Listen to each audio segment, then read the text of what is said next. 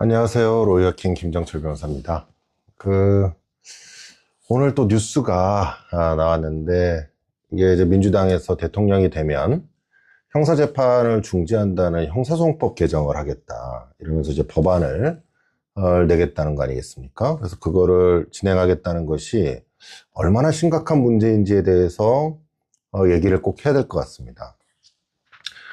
이거는 제가 명백히 위헌적 법률안이 될 수밖에 없다라는 점을 말씀을 드리려고 합니다.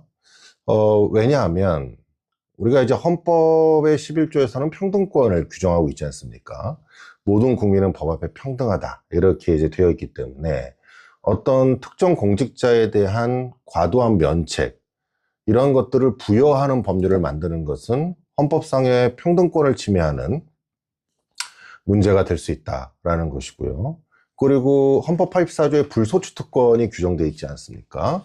그런데 불소추특권은 소추할 수 없다라는 것만 규정되어 있지 재판을 정지한다는 내용이 규정되어 있지 않습니다. 그럼에도 불구하고 헌법 84조를 확장 해석해서 재판이 자동 정지된다라고 하는 규정을 넣는 것은 헌법이 위임한 것을 더 넘어서는 법률을 만드는 것이기 때문에 마치 법률로 헌법을 변경하는 것 같습니다. 이렇게 되는 것은 위임입법 한계를 벗어나는 것뿐만 아니라 입법권으로 법률로서 그 상위법인 헌법을 침해하는 문제가 발생할 소지가 매우 큰 것이죠. 그리고 우리 헌법은 기본적인 전체적인 구조 자체가 권력 분립의 원칙을 전제로 하고 있습니다. 그래서 행정권, 입법권, 사법권 이런 것들을 이제 명확하게 분립을 함으로써 국민의 자유를 보호하고 민주주의를 실현하고자 하는 것이죠. 그렇기 때문에 이러한 법률안을 만든다는 것 자체는 사법권을 침해하는 중대한 위법에 해당된다 이렇게 생각이 됩니다. 우리 대한민국이 어쨌든 헌법에서 민주공화국이다라고 규정하고 있고 그것이 국민으로부터 모든 권력이 국민으로부터 도출되고 헌법은 대통령, 행정부, 그 다음에 국회 입법부, 법원, 사법부를 엄격히 분리해서 견제와 균형을 이루도록 하고 있지 않습니까?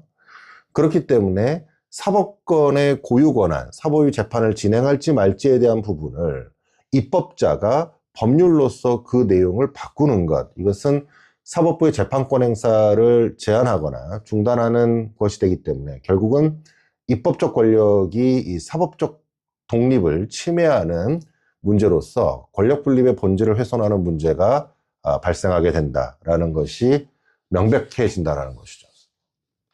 어쨌든 형사재판을 진행한다는 것은 헌법과 법률에 따라 행하는 독립적 권한입니다. 이러한 재판 정지를 입법으로 강제한다면 이것은 사법권의 본질적 내용을 침해하게 되는 문제가 발생할 수밖에 없다.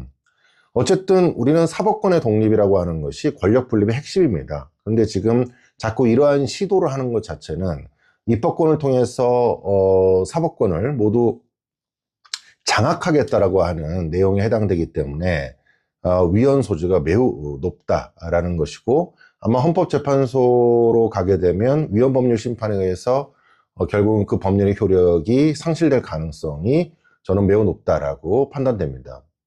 어쨌든 저쨌든 우리가 몽테스키에가 법의 정신에서 이런 얘기를 했죠. 권력은 나누지 않으면 권력은 반드시 남용된다라는 겁니다.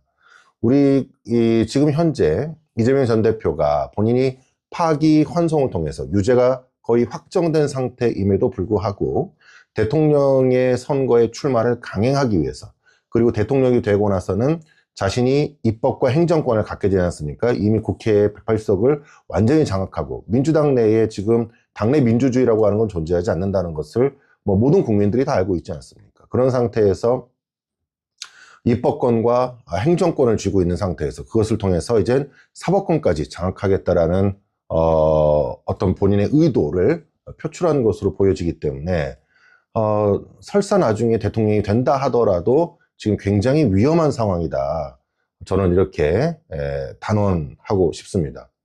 우리가 사법부의 독립이라고 하는 건 굉장히 중요한 겁니다. 이번에 저희가 항소심에서 이재명 전 대표의 판결이 무죄 판결이 나왔다고 해서 우리가 그것을 불복하면서 그 항소심 재판부의 잘못을 정치적으로 엄청나게 비난을 하면서 그들에 대한 사법적인 어떤 재판부를 흔드는 행위를 하지는 않지 않습니까?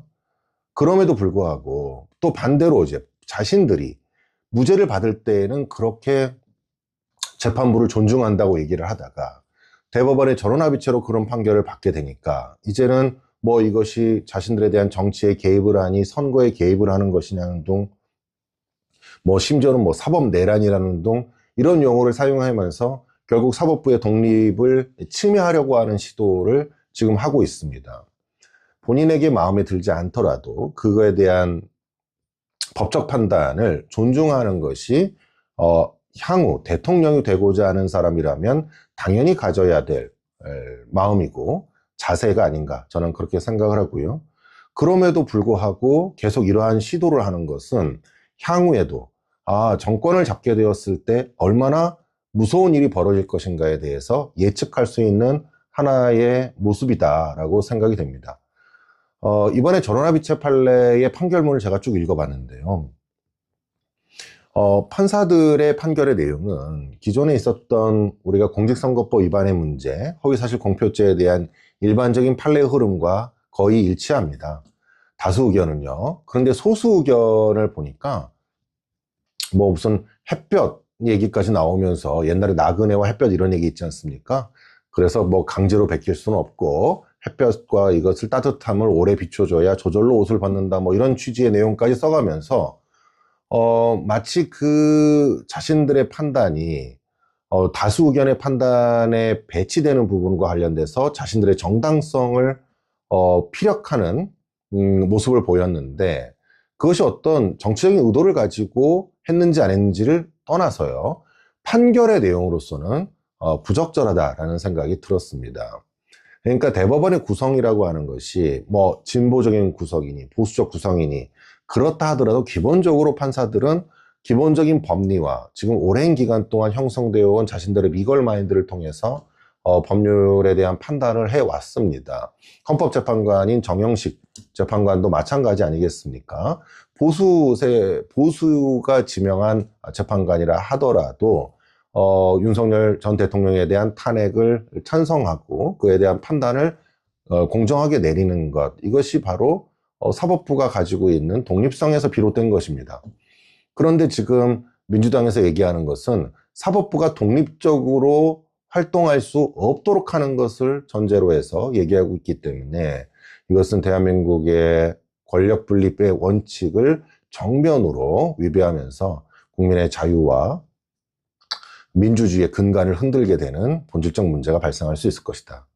특히 형사소송법에서 그런 내용을 넣는 것은 기본적으로 헌법의 내용에 반하는 내용일 수 있기 때문에 절대로 허용될 수가 없습니다.